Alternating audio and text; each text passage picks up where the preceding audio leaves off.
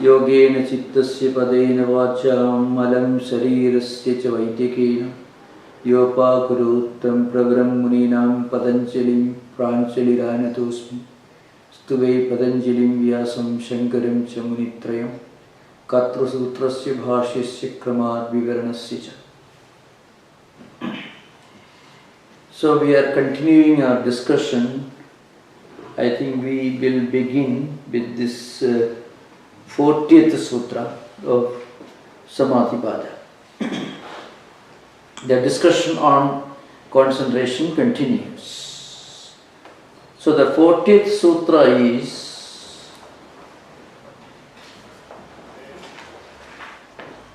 Paramanu Paramamahatvantaha Asya Vashikaraha.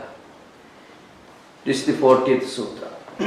So again, is discussing, the sutra discusses the effect or the benefits of higher concentration. Paramanu is one extreme, is the shortest and smallest, anything that you can conceive of. The shortest and smallest is Paramanu. And Paramamahatva means the highest, the greatest and largest that you can conceive of. So, a person practices this higher concentration, he will be able to focus on the smallest and also the greatest, which indirectly implies that he can concentrate on anything that he wants to concentrate upon. Now, there is a difference between this concentration and normally what we imply by the word concentration. You know, if you are interested in something, you can concentrate on that. See, for example, if you are interested in reading a particular book, or if you are interested in playing a game, watching a program, a particular kind of program, you are interested, which means your emotions and feelings and impulses automatically direct you towards that object on which you are interested. So that concentration is different from this concentration that we are discussing right now. The concentration that you practice due to your interest, your attachment, is a natural way of the flow of the senses and mind towards something where you are not entirely the master of concentration. See, a child or anyone who watches a movie because he is terribly interested in it, that person will not be able to detach himself from that activity at will. There is an element of slavery, there is a kind of enslavement, lack of freedom in that activity. It is kind of attachment, is a bondage. You try to get out of the work you are interested in, you feel disturbed. So that concentration is concentration minus self-mastery. You are not your own master. You are the master of your emotions, your interests. But here in this concentration, the word used is vashikara. So vashikara implies you are able to concentrate on something because you want to concentrate. And that concentration you can do on the smallest as well as the biggest. This self-mastery implies the ability and willingness and the freedom to detach yourself from what you concentrate on. You are the master of yourself. You are the master of your own impulses and feelings and interest, of course. So this freedom is one important element of yoga. That is something very important we should remember. Yoga is the road to freedom. Yoga is the road to self-mastery. We are our own masters. We are the masters of our own senses, our own mind, our own impulses. We are not enslaved, means we are not attached to. We are not enslaved by, we are not attached to different objects. So that's why the word Vashikara is used, which means it implies self-mastery. So, Paramanu, as I mentioned, Anu itself, it means small, very small. Parama means the extreme. I mean, the smallest that you can conceive of. And Mahatva means the big, the large. Parama Mahatva means the highest, the largest you can concentrate. In the commentaries, you find the Hiranyagarbha is, Hiranyagarbha you can see in the cosmic mind, that's Vedantic interpretation. I mean the all-pervading, the mind which is all-pervading, means it is the largest you can conceive of. So a yogi is able to direct his power of concentration into anything in which he wants to concentrate. So that's the sutra here. And this is the result of the stability and tranquility that you attain as a result of this concentration or ekagrita. Now the next sutra is very well known and is very important, and in a way it is descriptive of the higher attainment, samapatti. The sutra is Kshinavrittehi abhijadasya iva manehi grihitri grahana graheshu tatstha tanjanada samapatti. Is a very long sutra. The sutra contains an imagery, an analogy, a comparison which is not normal in the sutra literature, because sutras are essentially small, brief statements.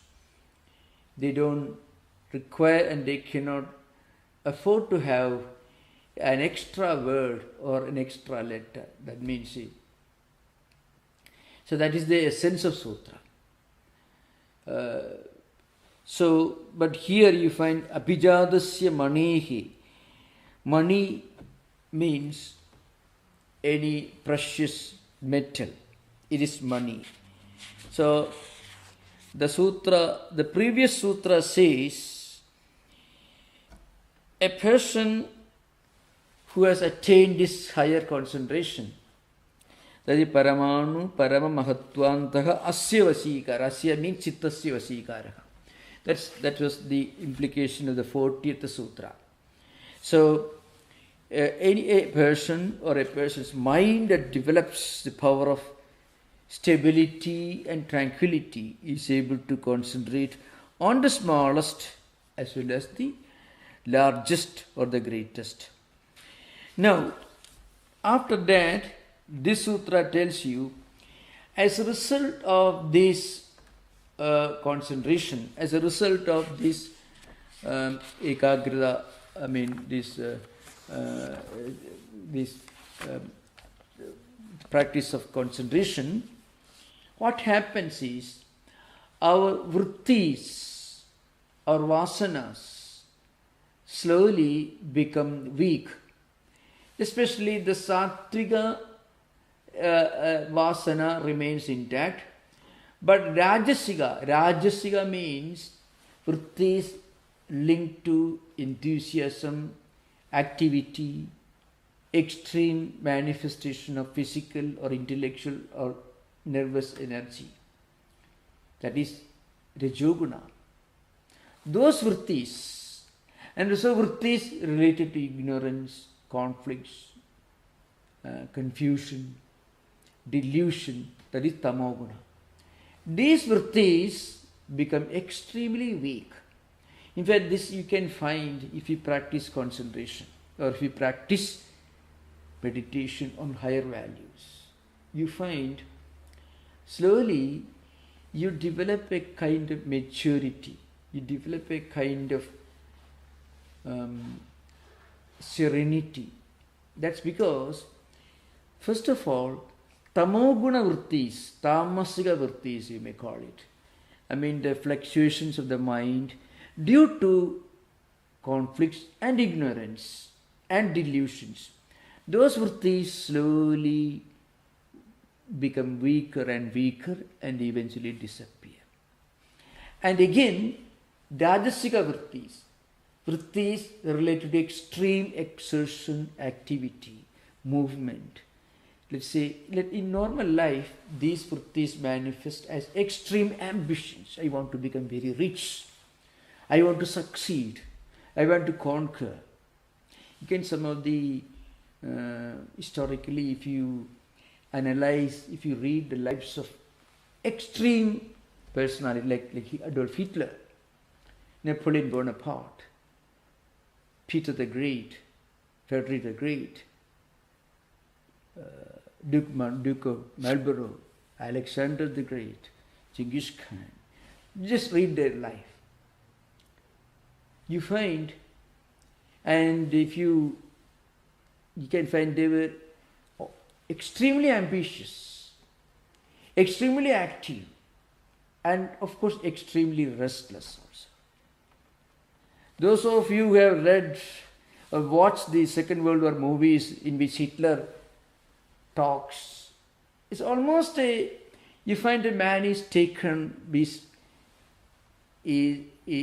hijacked by his emotions and feelings. Also you find Napoleon giving orders to his lieutenants.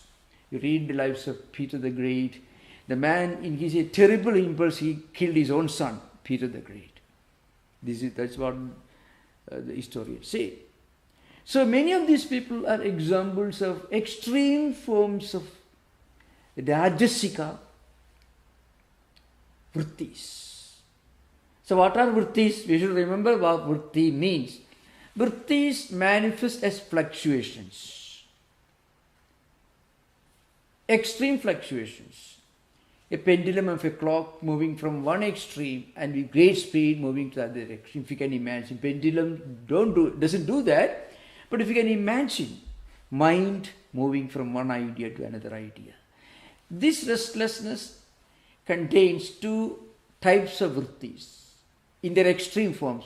One is tamasika vritti, because many of these people are under terrible delusions that they can conquer the world, they can achieve great success, they can control the entire universe for a long time, and the wealth and the power that they acquire are permanent. So that ignorance comes from tamoguna, and the extreme energy, mad energy going crazy, so to speak in modern language, is linked to rajoguna. So this rajoguna and tamoguna slowly become weak when you try to practice yamas and niyamas, and slowly pranayama is part of it. Pranayama doesn't mean the extreme kinds of breathing exercises, but regulating the movement of energy. That is what pranayama actually, pranasya ayama means restraining, control, regulation. And all asanas are meant to help you for that. And pratyahara, withdrawing the mind from external objects. And dharana, of course, that's we are talking about here. Dharana, slowly moving towards dhyana, meditation. So this, the first sign that you are actually able to practice concentration, one external sign is you're active, but you're active with some degree of self-restraint. You're ambitious, but you're also self-restrained. So a yogi is not a dead piece of wood, inactive and insensitive.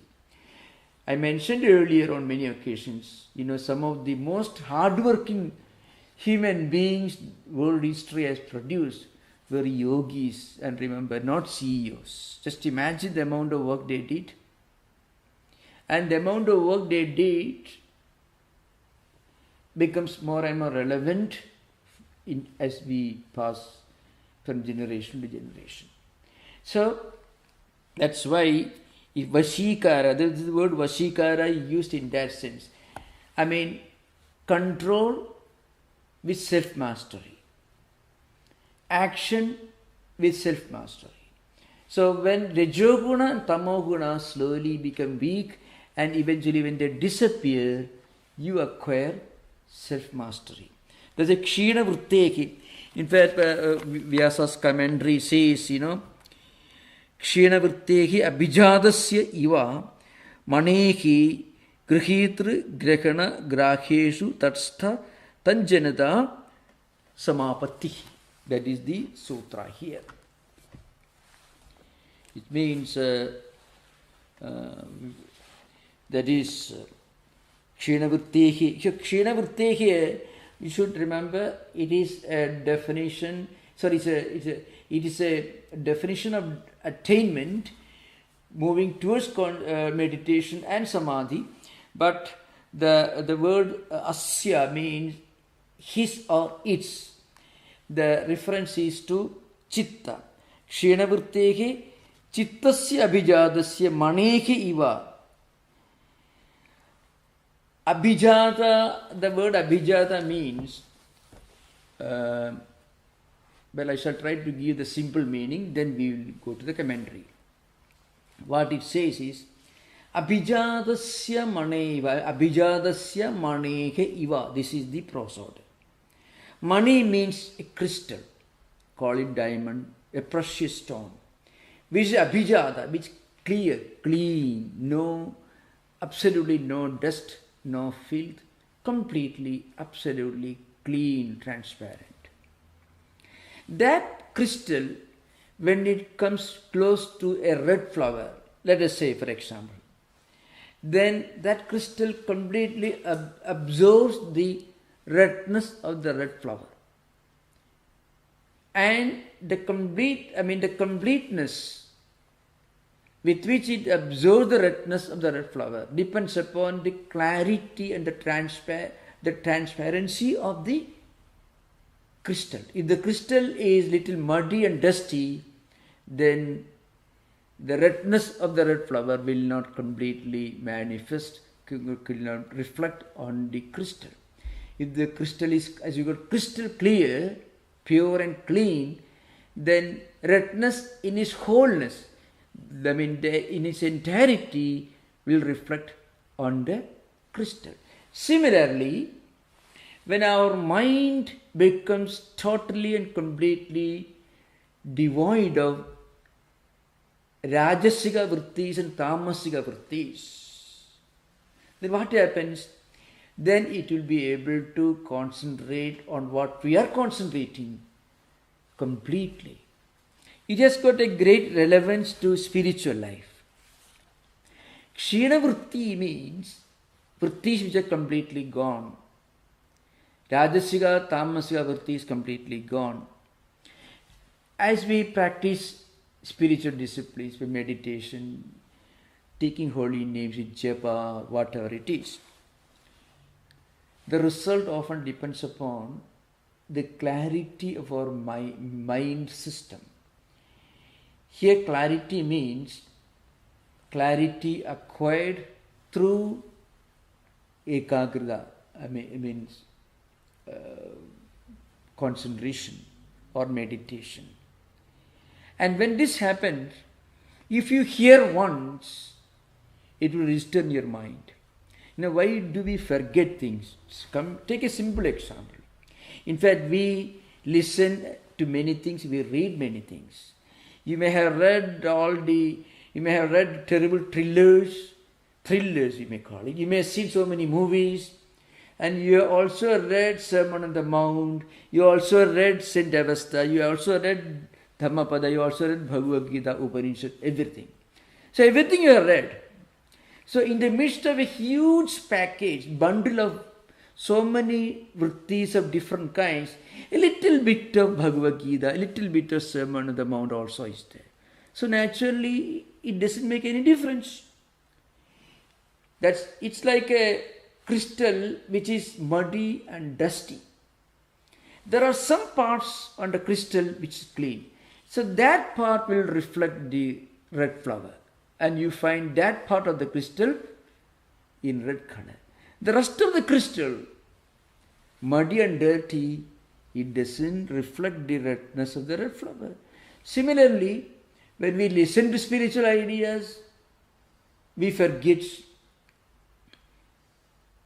There's a memory system is directly linked to the clarity of the mind. That's why one unique characteristic of all the great spiritual personalities is that they have this unique memory system. Don't mistake me. I've seen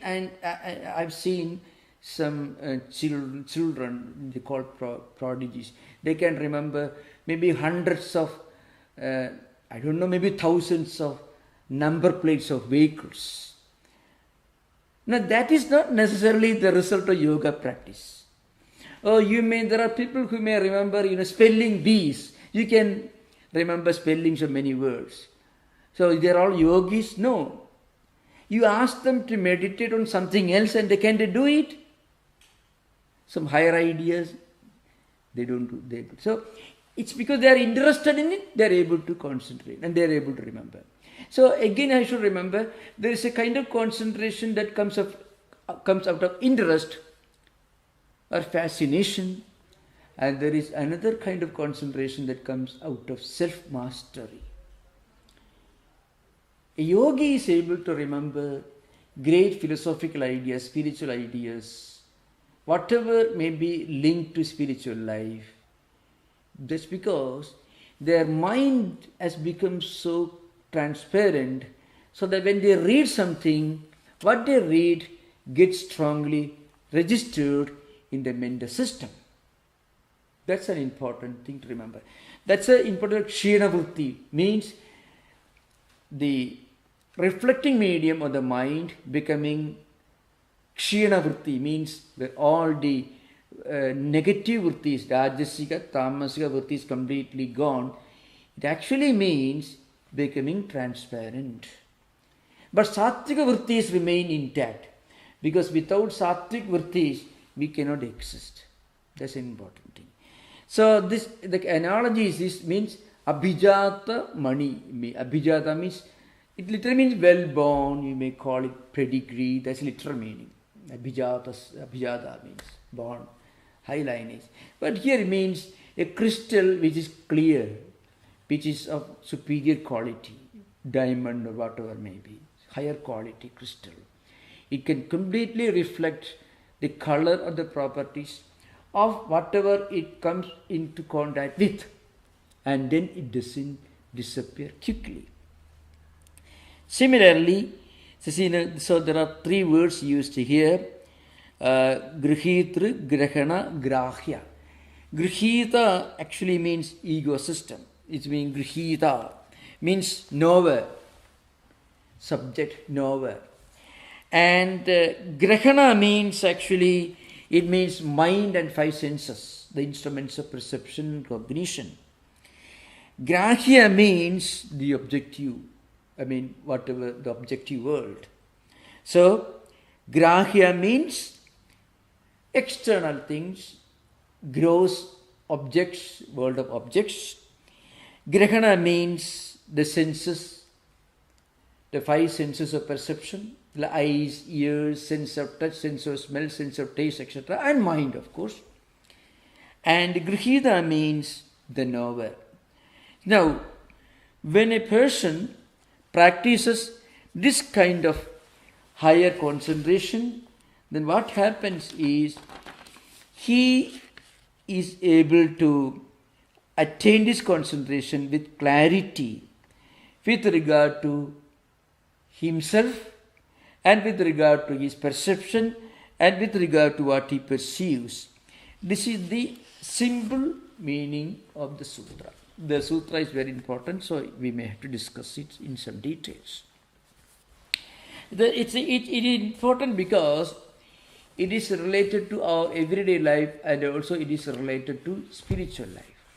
So many of the commentators coming from the devotional tradition, they try to explain this sutra and its importance in devotional life. For example, say, There is a Navadha Bhakti. Actually, it comes from a devotional classic like Bhagavata Purana, where Prahlada, the son of a demon, Hiranyakashipu, he teaches his friends, and his friends are all children of demons, not necessarily devotees. And he is Sravanam, Kirtanam, Vishnu, Smaranam, Padasevanam, Archanam, Vandanam, Dasyam, Sakhyam, Atma Nivedanam. 9 types of devotional disciplines are expounded here. You listen to higher ideas, spiritual ideas. Well, in modern context, if you stretch the interpretation little beyond its immediate scope, we can say you listen to something positive, something that is edifying, something that is spiritually uplifting. And then you discuss that.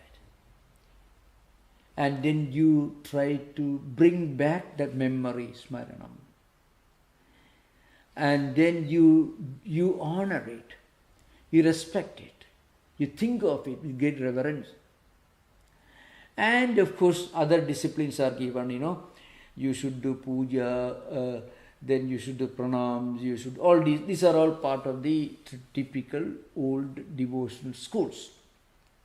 So the context here is, when we listen to some great ideas, we must listen to that great idea with great concentration.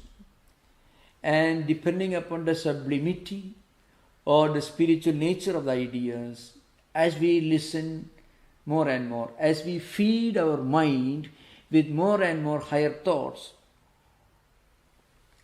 all these vrittis, Rajoguna related vrittis and Tamoguna related vrittis, slowly become kshina. So it's called kshina vritti. Kshina means, that's the meaning used in the sutra. They become weak. Because the mind is, as I mentioned, a bundle of samskaras. And samskaras are the manifestations of these vrittis that we are talking about. When we try to read a good book, nothing very comical about it, but something that contains some profound spiritual ideas, we are not able to concentrate on it. That's because the Rajasiga and Tamasiga, Rajoguna vrittis and Tamoguna vrittis, vrittis or samskaras or fluctuations of the mind linked to extreme activity and linked to ignorance and delusion. These negative vrittis interfere with our effort to connect our mind with something positive. So the mind is not able to remain fixed or concentrated on this higher idea. And as we practice more and more these disciplines that I mentioned just now, these 9 forms of disciplines, what happens? The mind is able to get rid of, wash off a lot of the Rajasiga and Tamasiga vrittis and slowly become concentrated, become full of Sattvika vrittis, and then the mind slowly becomes more and more like a pure crystal. So the word used is Abhijata Mani. Abhijata means, let us say, if you go to a jewelry shop and if you look for a higher diamond, best diamonds, so Belgium cuttings, as you may have read about it, higher things, people, because they are crystal, they shine beautifully. Like their mind also slowly begins to shine. Why? Rajasiga vrittis, Tamasiga vrittis slowly disappearing. That's why when we try to meditate, we feel a lot of serenity, peace and tranquility. Many of our own devotees in Vedanta society have mentioned innumerable times, on many occasions, that when they sit in the temple, when they do meditate, when they read some great books, they feel a lot of peace of mind. What does it indicate? You get peace of mind when your Rajoguna vrittis become slowly, a bunch of Rajoguna vrittis disappears. And to that extent, little peace of mind. You call it serenity or contentment. And also a lot of wrong delusions and misunderstandings and conflicts also go away. and the disappearance of these negative vrittis will manifest in the form of this inner feeling of contentment, fulfillment, satisfaction. That's what it is. So that is the implication of this analogy. Now another very important thing, there are three terms used here: grihitru, grahana and grahya. And now in the sutra, the order is put actually in a descending order. Grihita is the subtlest, the knower, and grahana is the next, knowing, and then what is known is the grossest. So this should be put in reverse order. In real spiritual life, first you develop an ability to concentrate on things which are somewhat gross. See, that's why people sometimes make a very huge image. If you go to Bombay during Ganesh Chaturthi, huge Ganesh Murti we call it. Or you want to build a big cathedral. It's also actually an example. Or a big masjid. Or big 180, I don't know how tall it was, Bahamian Buddha. Unfortunately it's no longer there. That is, the reason which I don't want to discuss right now. The point is, so all these grand, great statues and images of Buddha or Christ or maybe cathedrals or temples and images, why? It is needed. Because that's where you begin your concentration. You have to begin your concentration with something that is gross.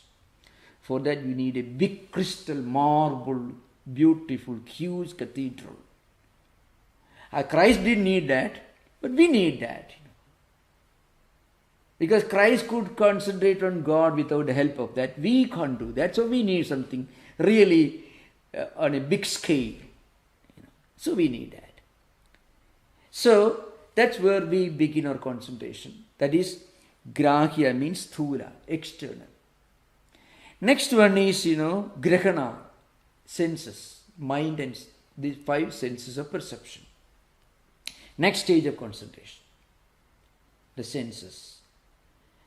People who won't require anything on a big scale, they can think in their mind what they read in a book, the Bible or the Gita or Dhammapada or anything, and in their mind they can concentrate and they can feel one with those great ideas.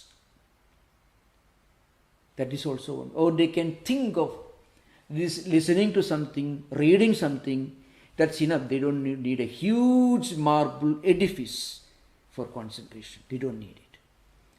So that's the next stage of concentration, higher stage. And the highest stage is where you don't require any of these things. You can concentrate on yourself, the inner, the reality present in all of you. So there is a journey from gross to more subtle and eventually to the subtlest. So that is the real meaning of this this grihitra, grahya, grihitra, grahana, grahya. These 3 terms are used here.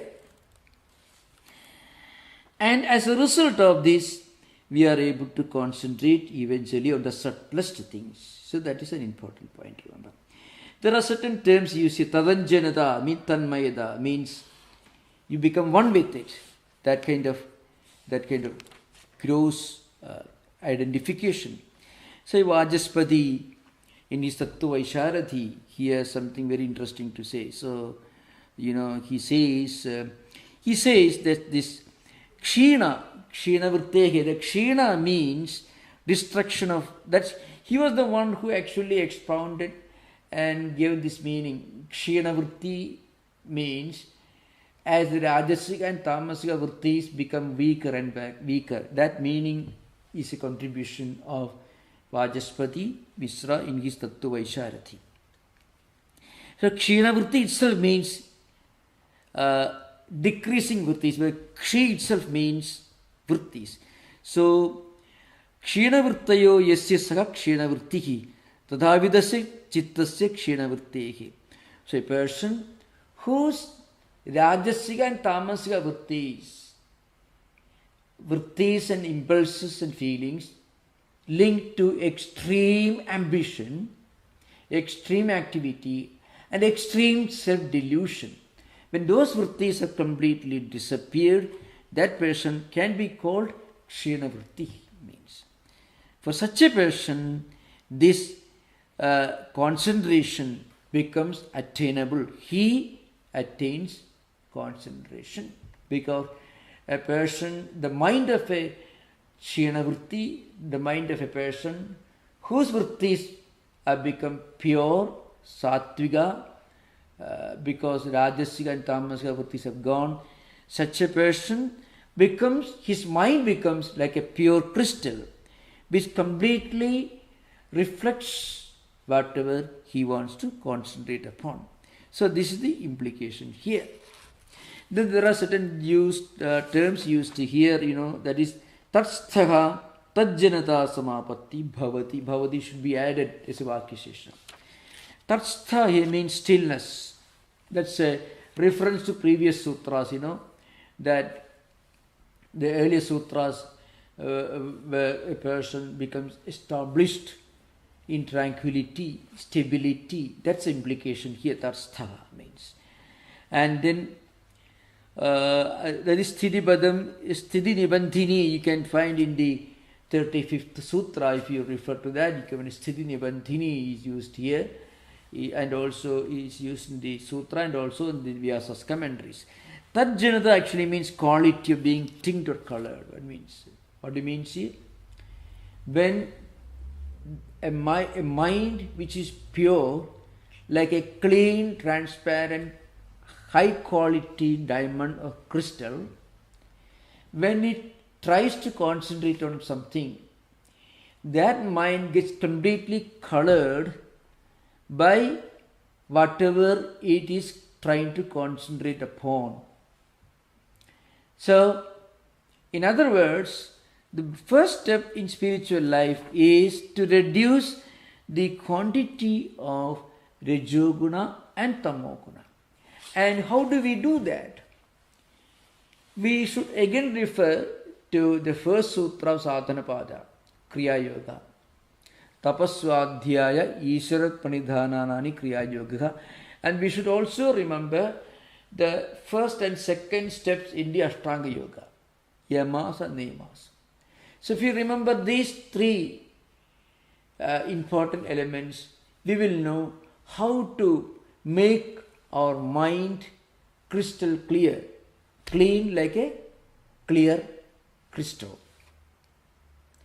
First is Tapa Swadhyaya Isha Pranidhana. In fact, commentators like Vijnana Bhikshu and others, Vajaspati and others, they have tried to include the three yogas, Karma Yoga especially, Karma Yoga and Bhakti Yoga especially, and Jnana Yoga also, some aspects of it in this Kriya Yoga. First, we must try to do something good, something positive, or we must try to feed our mind with something positive and constructive. Any such positive activity will produce a positive vritti. We cannot do anything noble, anything unselfish, anything with a high sublime purpose in our mind without producing some noble result in our mind. So when we feel contentment and satisfaction, inner fulfillment when we do something, that means a good positive vritti is immediately generated. And this can be done through the practice of devotional disciplines, Karma Yoga, or practicing discerning wisdom, Yamas and Niyamas. All these will help us to produce more and more positive vrittis, sattvika vrittis. And as Sattvika vrittis increase, Rajasiga and Tamasika vrittis will decrease. That's an important thing. Vrittis disappearing means what? More Sattvic vrittis becoming, entering our mind. So the total percentage of Sattvika vrittis will increase, and Sattvika vrittis will start dominating our mind system. And when that happens, when we try to meditate, there will be less conflicts. When we try to read a good book, we can get absorbed in that. Otherwise, if Rajasiga vrittis and Tamasika vrittis are dominating, you try to read Sermon on the Mount, you feel a great desire to put the book down and read some comics or something even much worse. Because the mind will not cooperate with you when you try to read something that is profound, spiritually elevating. For that you need a good friend, and the good friend is Sattvic qualities. When the mind is full of Sattvic qualities, then when you try to watch a good movie, something which is a spiritual message, when you try to do some good work, good job, engage in good activity, try to meditate. Whenever you try to do, your mind will be your friend, your mind will congratulate you, your mind will shake hands with you. On the other hand, when you don't have enough Sattvic vrittis, then the moment you start reading some good book, immediately there is a temptation to go something else and read some newspapers. I'm not hostile to newspapers, but I would always prefer the Sermon on the Mount would be a much better alternative than San Francisco Chronicle or any newspaper for that matter. So for a spiritual life is concerned. In other matters, you need all of that. So that's how good activities and again discussion or reading, all these are different ways of feeding our mind with Sattvic vrittis. And as Sattvic vrittis increase, they start dominating the mental system, and in direct proportion to this, Rajasiga and Tamasika vrittis will slowly decrease. This is what happens. And such a person is called Kshina vritti. This is possible. Of course, it's a much more direct method that you find in the Ashtanga Yoga, yamas and niyamas. When you practice ahimsa, satya, steya, brahmacharya, avrigraha, shauja, santosha, tapaswadhyaya, isapanithana. The first one directly linked to mental and moral disciplines which are universal. The second set of 5 disciplines are linked to actual performances and practices. When we practice yamas and niyamas, what happens? All Rajasiga and Tamasika vrittis slowly become weaker and weaker. Their ability to interfere with our mind when we try to do something noble, that decreases. Because Sattvic qualities will start emerging, and Sattvic qualities will help us to move forward in our spiritual disciplines. This is an important thing that is implied here. And then what happens? The mind becomes more and more abhijata, means high quality crystal. All the dirt and filth which are accumulated on the crystal surface will slowly be washed away, and mind will reflect whatever it's trying to concentrate upon with great clarity and with great completeness of thoroughness. So that is the implication of this particular sutra. Now we will come to the next sutra.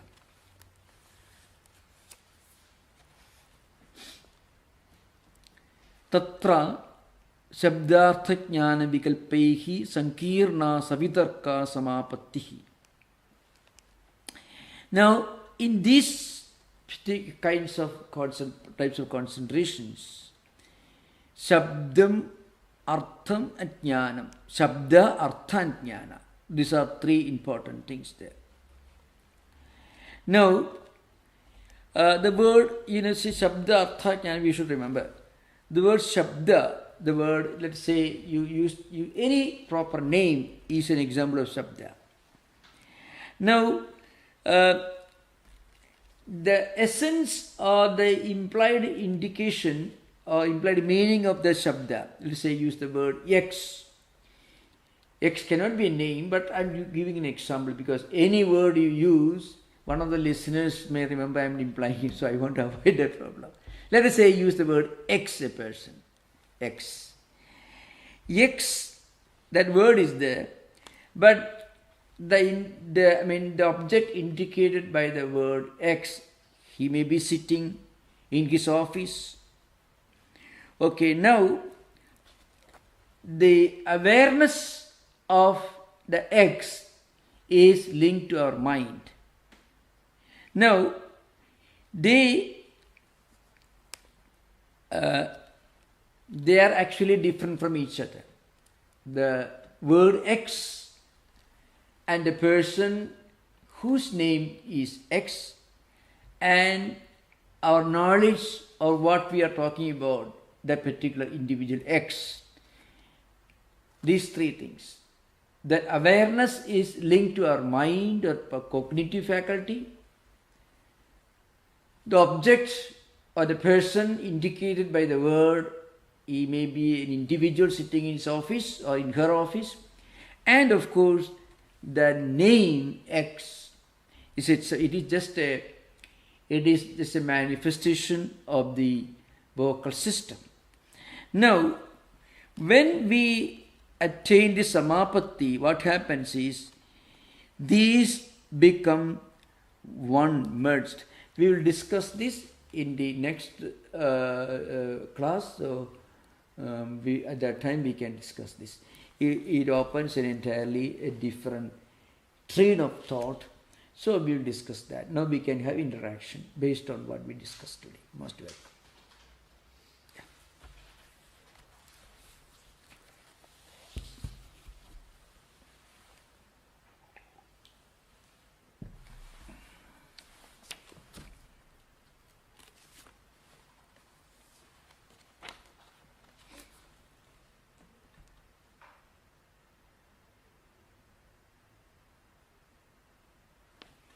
You mentioned that somebody who's interested in a topic, because he's interested, he can focus. You said, what about if somebody is interested in spirituality? That could generate a power to focus. That may be different from the real power, power to meditate. That if a person becomes interested in spirituality, spiritual value, there's a clear indication that that person, he has his mind is dominated by sattvic vrittis.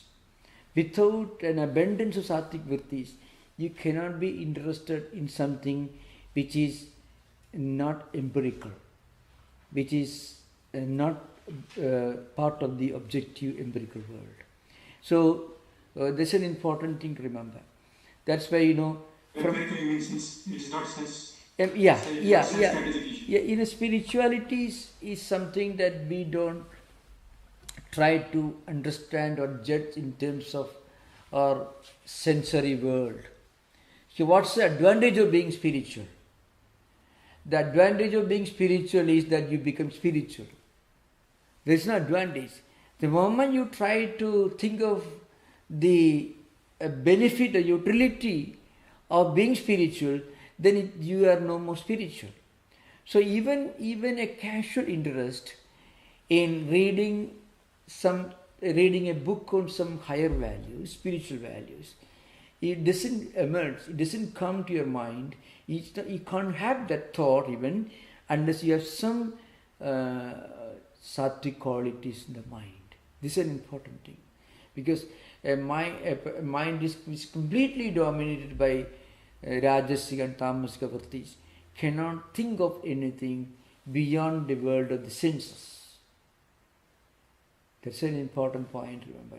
Anything, in fact, even if a person is interested in listening to something, or reading something, or talking to people who are spiritual persons, well, and you will not be able to enjoy reading a spiritual book, or listening to spiritual words unless your mind is cooperating.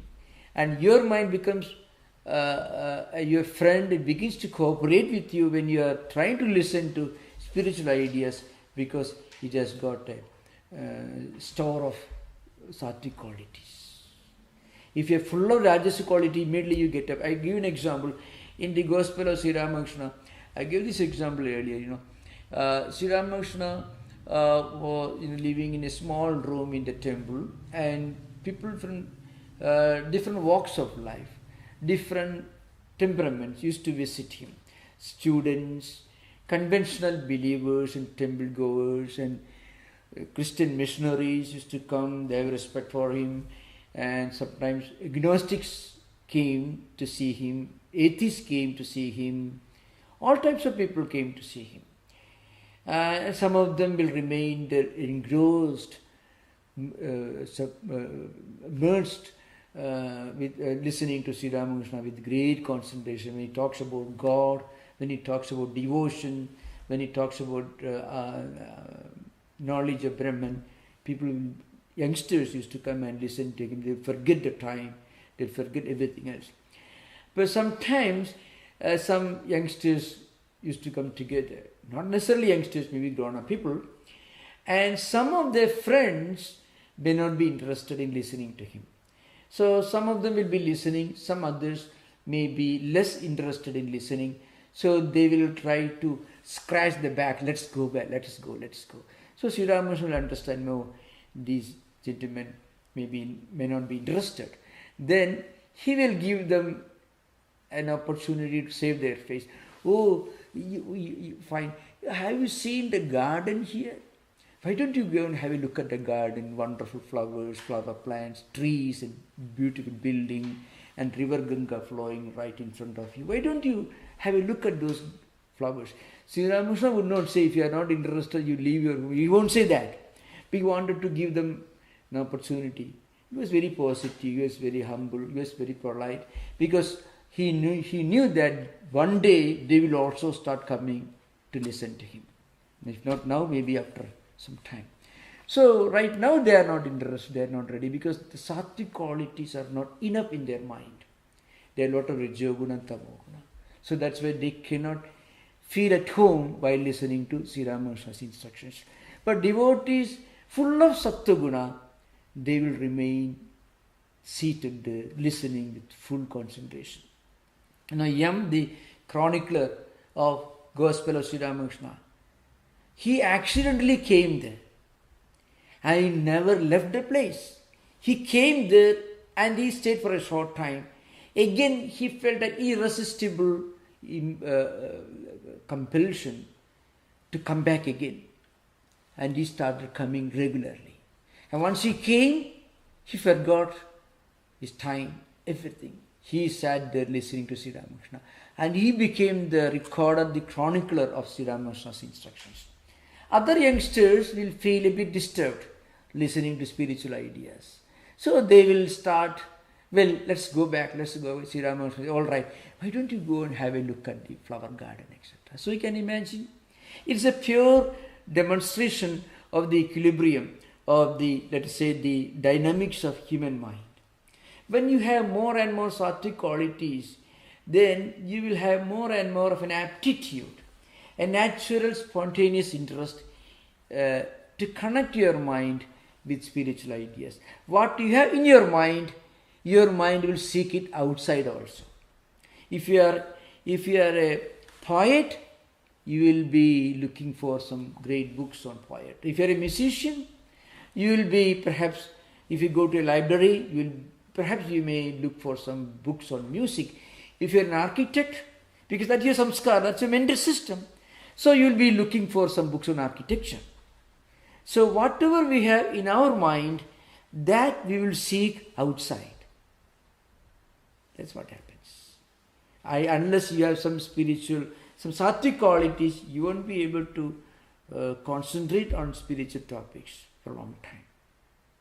That's an indication. Yeah. Okay, thank you. I have a question. Yeah. So here it says that the mind appears to take the features of the object of meditation. Now, when I am meditating on Ramakrishna, so I am thinking of him, but I have not seen Ramakrishna, and I don't have a direct, I don't know how, I know his picture and I have read about him, but I don't know the real features of him. I mean, I know he was a very nice person and all that stuff, but when I meditate, so I will have the features of that object, it says. What does that mean in case of when you are meditating on a spiritual person? Yeah. You don't have to see the person in front of you to develop corresponding or related samskaras in your mind. See, if you sit here and start thinking of let's say Greenland, you read about the book Greenland, so and then one day tomorrow you go to library and you find a number of books scattered on the table. There are many books, but there is one book dealing with Greenland. You immediately go and take that book and read. Why? You have not been to Greenland. You may have heard about it. You may have read about it.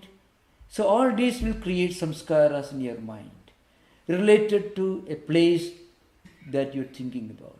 And tomorrow when you go to library, or maybe you find a person who just returned from there, you may ask him about the place. So how does it happen? Because when you think, when you concentrate, when you read, you are actually accumulating related samskaras in your mind. The samskaras will not ask you permission to come to your mind. It comes automatically. When you read about something, when you listen to something related to that. So this is an important thing to remember.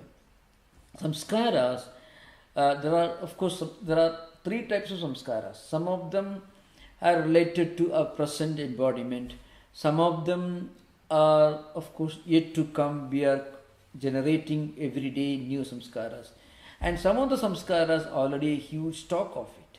So when you read something, you are actually generating a new set of samskaras. Samskaras mean impressions and feelings. And later, when you see something, when you read something, your mind will automatically goes towards that. So there is an invisible connection between what you have in your mind and what you seek and search for outside. You will not search for anything outside unless you have a little bit of that in your mind in the form of samskaras and impressions. That is fully corroborated by Buddhist psychologists. Buddhist Vijnanavada, called Yogacara system. They have developed a wonderful, huge and well-developed system of psychology. So they believe, our mind goes out in search of what it has already acquired and accumulated in the system. Otherwise, you won't go out of it. That's the thing. Thank you, Swami. Yeah.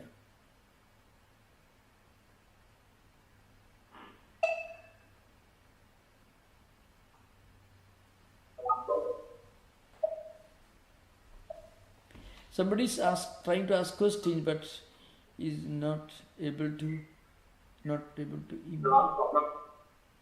It's not clear, not audible.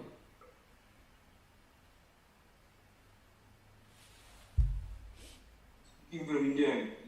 Yeah, but it's not audible. He's speaking, but I don't think it's audible. No, Yogi, go ahead and ask. Yeah. Pranam. Yeah. In Bhagavad Gita, Krishna says, Chaturveda bhajante. Yeah. And that Artha and Artharthi, are they full of Sattva Guna, or do they have other? Yeah. Without Sattva Guna, they won't turn to God. Artho Jijnasarartharthi Jnani cha Bharadashava. Now, Shankaracharya in his commentary says, Utkrishta Chitta, Sarvede Utkrishta Chitta. All these are noble-hearted beings. Shankaracharya says in his commentary on the Gita. Artha means, let's say, to give an example, you are sick, you are suffering from a problem, and you turn to God in search of a solution as a last refuge. Such people, devotees, are called Artha. Artharthi means those who want wealth or something empirical, looking for something. Artha means what you Artha means what you are actually seeking outside. It may be wealth, it may be health, it may be affluence, whatever it is. So, two types of people are mentioned in your question. So I am referring to that. Artho, Jijnasu, Artharthi, Jnani. Jijnasu and Jnani are higher categories. They belong to higher categories. So, Artha means those who are afflicted with some problem, disease or whatever it is, and turning to God in search of a solution. Arthati means they have some problem they want, and they are suffering from the absence of what they are seeking. So they are turning to God. They both belong to the category of the noble-hearted, according to Shankaracharya, because without sattvic qualities, you will not turn to God. See, if you are a very greedy person, if a person is very greedy, if you want wealth, and if he is going to a temple or maybe a place of worship or turning to some idea of God in any religious tradition, that means this person, in his mind, he thinks that God is one who solves this kind of problems. He doesn't turn to something much worse. There are so many people who think of God or religion or spirituality as a last refuge to their problems. They will turn to something much worse, which I don't want to mention now. But instead of turning to something despicable, some undesirable channels, these people, they are noble-hearted, as Shankaracharya says, they are turning to God. If you have a problem, yes, you turn to God. God will listen to your problems also. But you cannot claim to be a devotee of the highest type. If you want to be considered to be very high devotee, then you should not turn to God for any material fulfillment. So, but still, instead of turning to something else, you are turning to God for your problem. You see, in the Bhagavata Purana, there are many stories. People suffering from poverty turn to God, and Lord Krishna blessed them. And eventually, gradually, they graduated to the next stage of devotion. They started turning to God without any prayer, without praying for anything material. So that's a gradual evolution even in devotional life.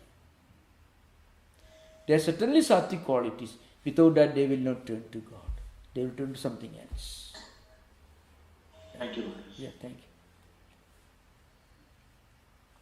Pranam Swami. Yeah, Kumar from yeah. Please continue. Yeah. Swami, while one would like to continue his life in the samsaric jivan and embarks on a spiritual journey, is there a danger of that person to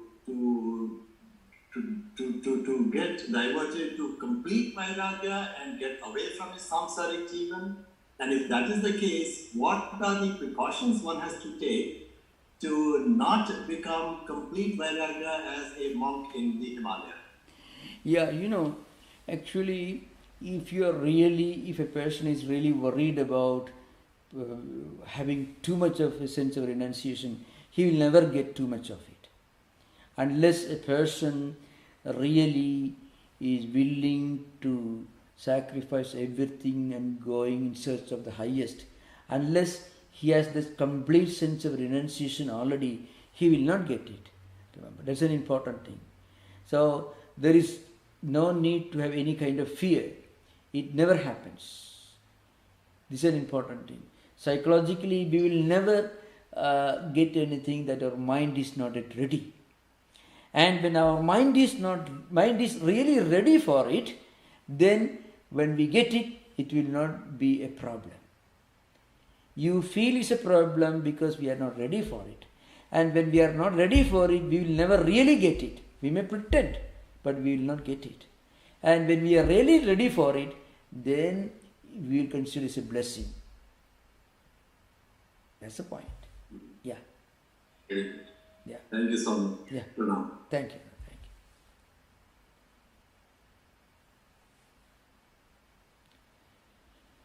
you. Which there are two verses we hear of. Yad dhyayati tad bhavati. Yeah. Yad bhavayati tad bhavati. Yeah.